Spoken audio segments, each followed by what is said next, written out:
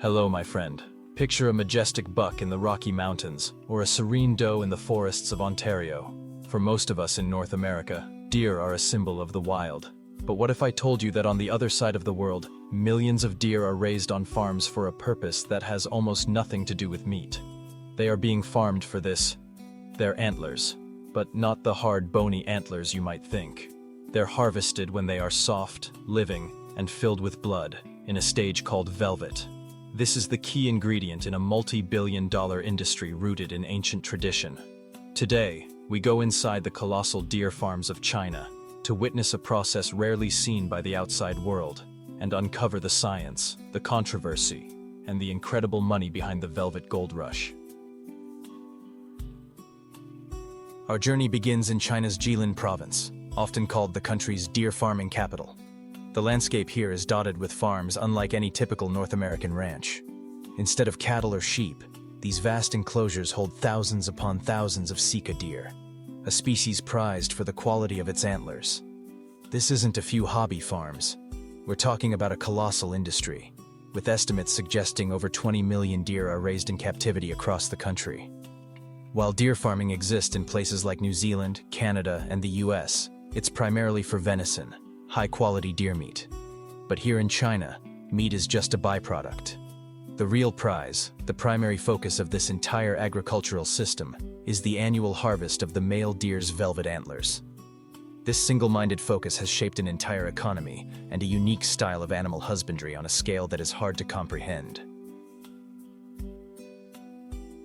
So what exactly is deer velvet? It's not the dead, hardened bone of a fully grown antler. Velvet antler is a living, growing tissue, a type of cartilage that is rich with a complex network of blood vessels, stem cells, and growth factors. It's one of the fastest growing animal tissues known to science, capable of growing up to a full inch per day. For thousands of years, traditional Chinese medicine, TCM, has prized velvet antler, believing it to be a powerful tonic for vitality, strength, and overall health. Modern science has taken an interest too, studying its components like insulin-like growth factor, IGF-1, for potential therapeutic benefits. The antlers are harvested annually during this peak growth phase, a window of only a few weeks, to capture this unique biochemical profile. It's a race against time, as once the antler starts to calcify and harden, its value plummets. This is the most critical and controversial part of the entire operation, the harvest. It's a process that raises immediate questions about animal welfare. Contrary to what some might imagine, the procedure is treated with immense care, more like a veterinary surgery than a slaughterhouse process. The deer are guided into a special restraining chute to keep both the animal and the farmer safe. A licensed technician or veterinarian then administers a local anesthetic to completely numb the area around the base of the antlers.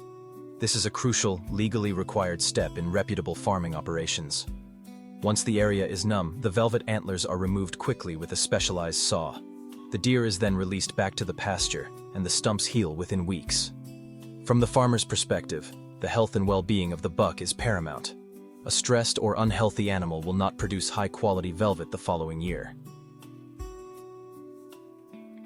Once harvested, the raw velvet antlers are immediately taken to processing facilities to preserve their delicate components. They are typically vacuum-sealed and flash-frozen. The main goal is to remove the moisture without using heat that could destroy the active ingredients. The most common method is freeze-drying, the same technology used to make astronaut food. After drying, the velvet is graded for quality based on size, density, and origin. It can then be sold in various forms. The most traditional way is as thin, dried slices, which are boiled into medicinal soups or teas. More commonly for the global market, it is ground into a fine powder and put into capsules, or used to create liquid extracts. You might have even seen deer antler spray marketed to athletes in North America. This is the final destination for some of that powder. This entire process supports a massive market.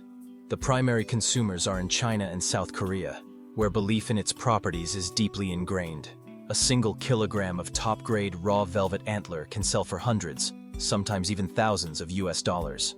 The global export market for deer velvet is valued at over 150 million annually, with China as the dominant producer.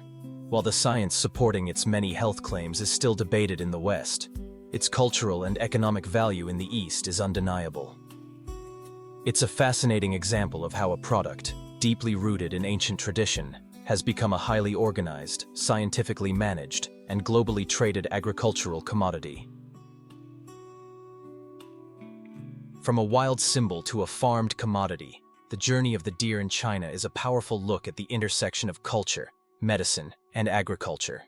It's an industry built on an ancient belief, now powered by modern veterinary science and driven by a billion-dollar market.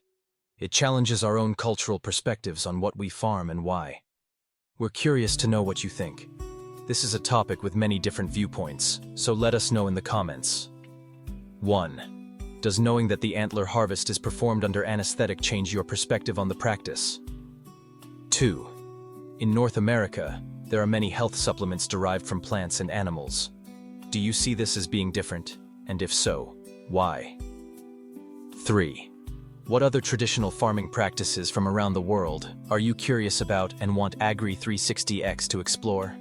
If this look inside China's velvet gold rush gave you a new perspective, please hit that subscribe button and share this video with someone who loves learning about the world. Your support helps us tell these amazing stories.